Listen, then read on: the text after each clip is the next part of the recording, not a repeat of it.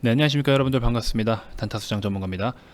자, 이번 영상에서는 제가 지난번에 말씀을 드렸던 것 중에 이제 셀트리온 삼형제, 통틀어서 말씀을 드릴 거긴 하지만 셀트리온 삼형제에서 자체적으로 재무적인 부분을 조금 이렇게 뭔가 걸리는 부분이 좀 없지 않아 있다. 그래서 그거에 대해서 말씀을 좀 드렸었는데, 그러면 그걸 토대로 해서 지금 그렇게 과연 이런 움직임을 보여주고 있는 건지, 셀트리온 헬스케어만 주가가 계속 빠지고 있는 상황이잖아요. 반대로 셀트리온과 제약은 또 오히려 다시 한번 반등을 하면서 상방으로 좀 전환을 한 상태이고요. 그래서 이런 것들을 다시 한번 제가 좀 짚어보면서 앞으로의 또 어떤 움직임을 그릴 수 있을까 여러분들과 한번 같이 고민하는 시간을 갖도록 하겠습니다. 자, 영상 시작에 앞서서 여러분들 구독, 좋아요, 알림 설정 한 번씩 먼저 꼭 부탁드리겠습니다. 자, 먼저 차트를 한 번씩 보여드리겠습니다. 지금 어떤 흐름인지를 먼저 눈으로 한번 보시고 같이 이야기를 좀 나눠볼게요. 현재 보시는 게 셀트리온 헬스케어의 차트입니다. 자, 물론 저점 대비해서 정말 강하게 올라와 준 건 사실입니다. 그런 상황이지만, 자, 반대로 셀트리온 제약 이렇게 저점 찍고 반등을 보이고 있는 상황이죠.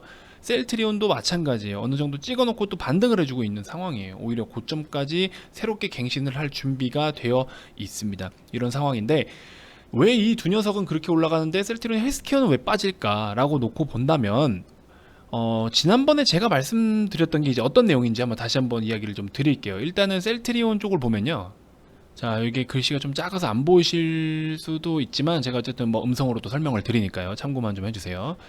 자, 일단은 자, 여기 보시면 이게 나쁘다라고는 말씀을 드릴 수는 없어요. 사실상 이제 어떤 뭐랄까요, 이제 적응증, 이제 이 회사의 좀 대표적인 어떤 파이프라인이라든지 상품들이 우리 셀트리온 쪽에서 여기 보시는 것 같이 램시마 쪽이나 트룩시마, 허주마 이쪽이 좀 굉장히 이제 메인 상품이잖아요, 그렇죠?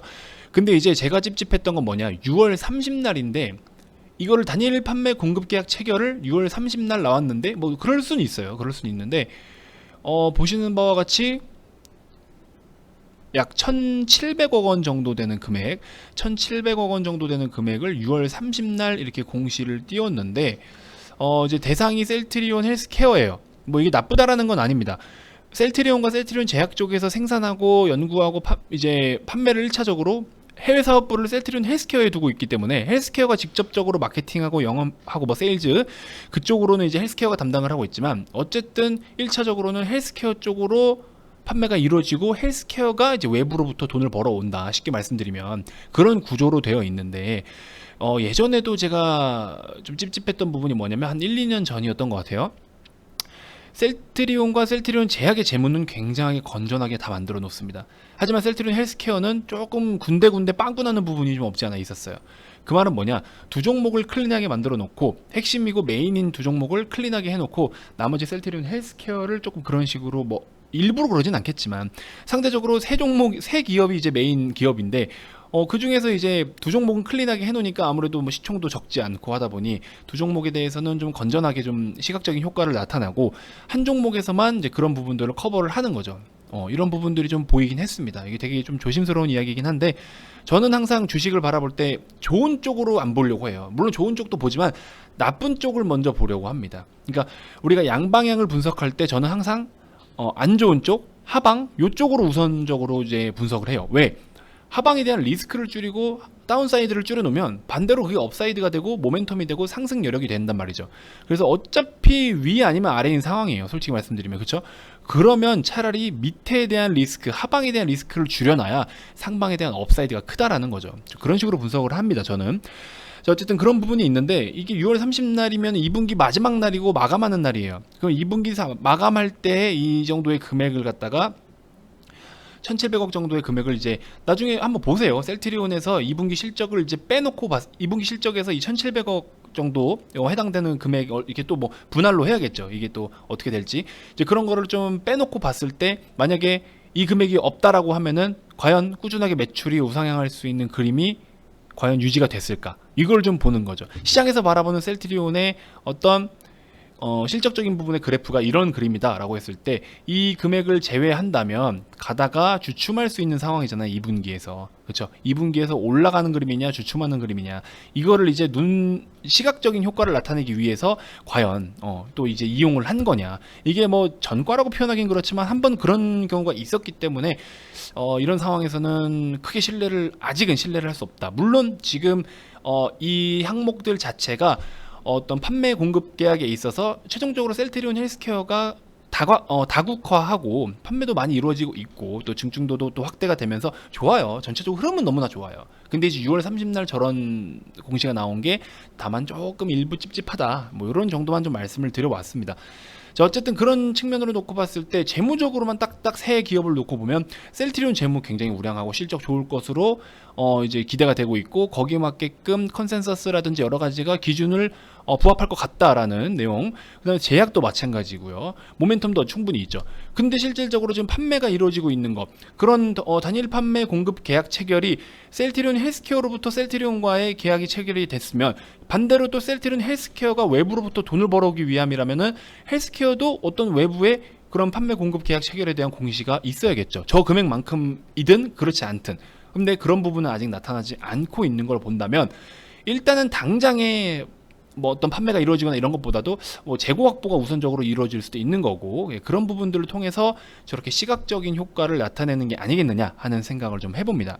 추가적으로 주가가 계속해서 뭐 이렇게 헬스케어 같은 경우에는 그런 부분 때문에 이렇게 좀 흐지부지하는 모습을 보이는 게 아닌가라는 생각도 해보고, 반대로 나머지 두 종목은 재무적으로 이제 굉장히 또 클린해지니까 실적적인 부분으로 또 실적 발표 시즌이 다가오고 있잖아요. 이미 2분기가 클로징 된 상황이고, 그래서 그런 쪽으로 저는 의미를 좀 두고 싶긴 합니다. 그래서 저와 또 뜻이 같으신 분들은 좀 참고하시면 되겠고, 뜻이 좀 맞지 않는 분들이다라고 하신다면 뭐 그냥 이렇게 생각하는 사람도 있구나, 이렇게 좀 파악을 하시면 될 것 같아요.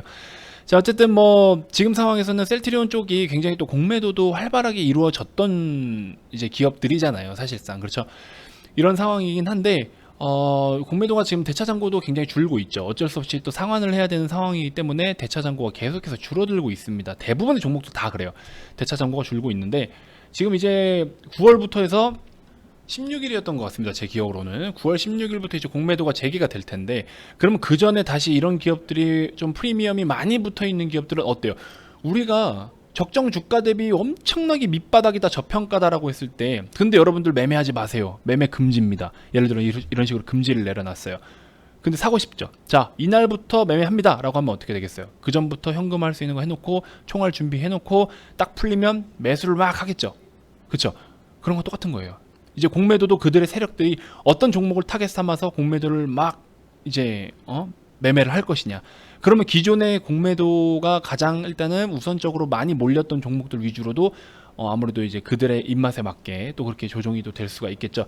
그런 부분을 결과적으로는 무시를 할 수가 없습니다. 그래서 그런 것들도 좀 감안을 해야 되는데, 아직 딱 2달 만 2개월 정도의 시간은 남긴 했어요. 근데 이제 미리미리 어떤 그런 잔고가 좀 이렇게 다시 차는 방향으로 온다라고 하면 우리가 좀 그런 부분들도 준비는 해야 된다라는 겁니다. 그래서 장기 투자하시는 분들도 한 다음 달, 다다음 달 초해서 좀 어떻게 수익이 좀 났냐, 주가가 어느 정도가 올라왔냐에 따라서 여러분들도 좀 비중을 좀 대폭 줄이는 방향으로 하셔야 되는데, 그거는 제가 추후에 가서, 아직 2달이나 남았기 때문에 추후에 가서 언급을 좀 한번 더 드리도록 하겠습니다.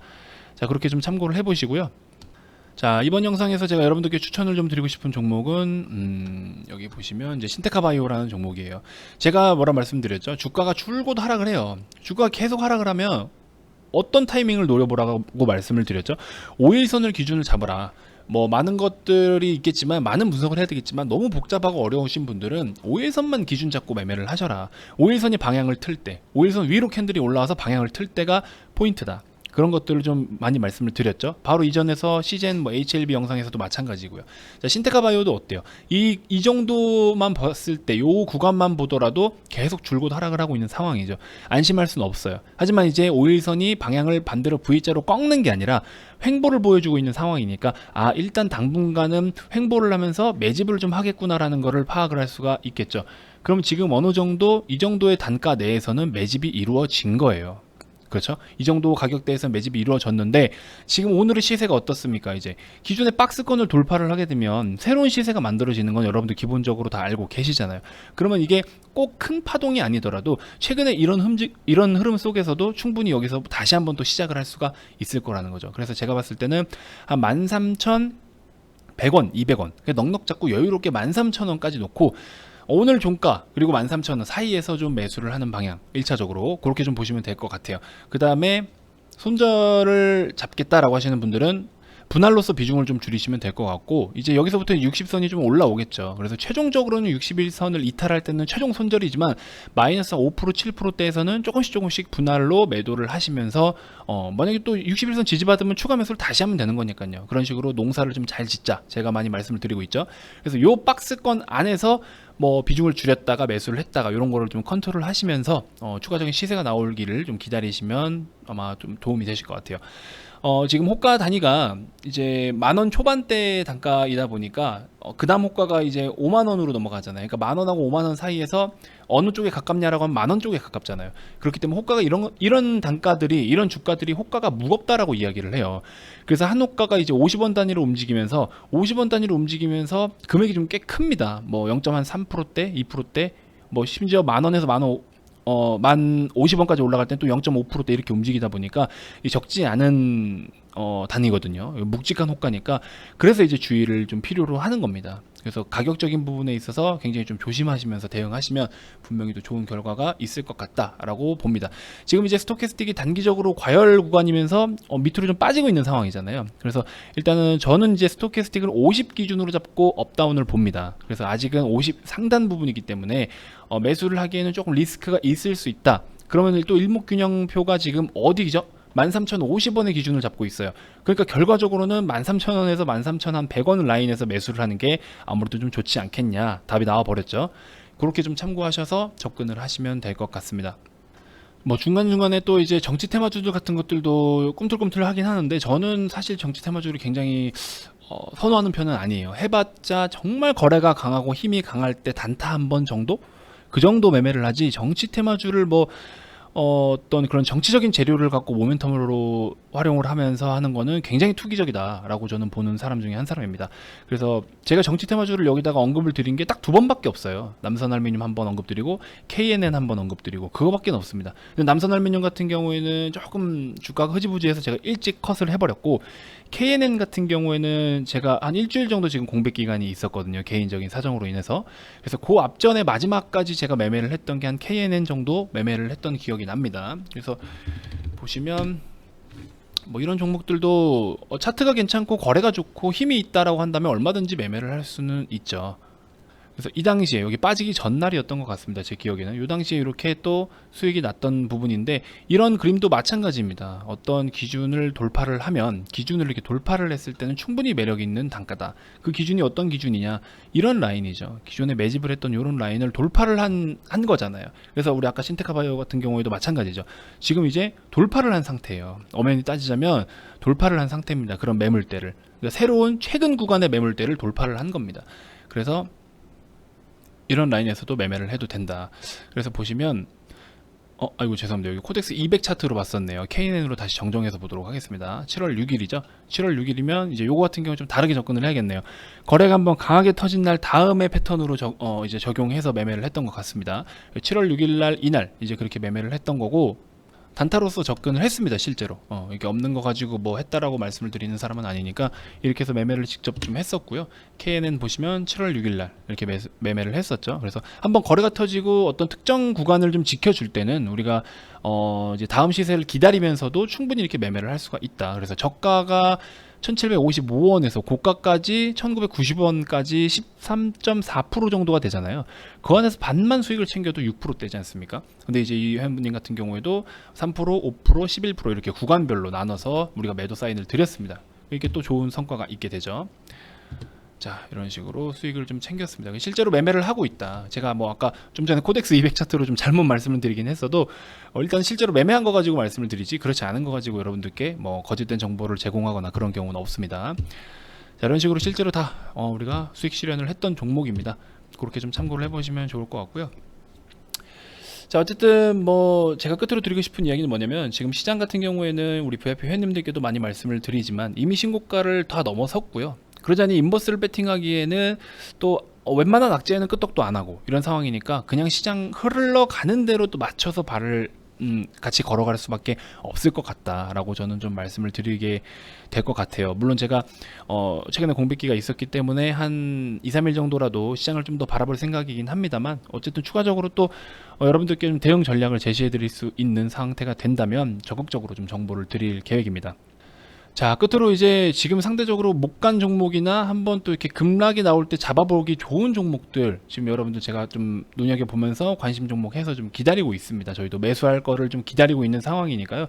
여러분들 관심 있으신 분들은 아래 번호로 성함만 문자로 발송을 해주시면은 또 저와 함께 할 수 있는 우리 VIP 가입 안내를 좀 안내해 드릴 테니까 여러분들 관심 있으신 분들 연락 많이 주시고요. 뭐 무료방이 있냐라고 하시는 분들이 있으신데, 무료방이라는 시스템 자체가 없습니다. 저는 무료방을 운영하면서 무료방에 신경을 쓸 것을 오히려 좀 더 우리 VIP 회원님들께 신경을 더 쓰기 위해서 무료방을 운영을 하지 않습니다.